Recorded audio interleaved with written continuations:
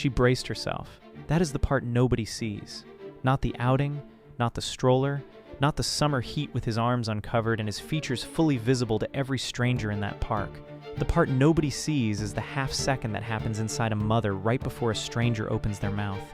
She's gotten fast at it. Years of practice. The gentle brace. The soft armor that goes up before the polite question that is really not a question at all. The man looked at her son and said he was beautiful. No pause after. No tilt of the head. No follow-up. And she waited for the follow-up anyway. That waiting, that is the thing. That is what she had never had a name for until that moment. The weight of always being ready.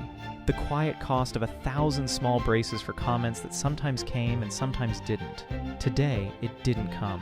And somehow, receiving one uncomplicated moment of grace from a stranger was the thing that finally let her feel how heavy the armor had been all along.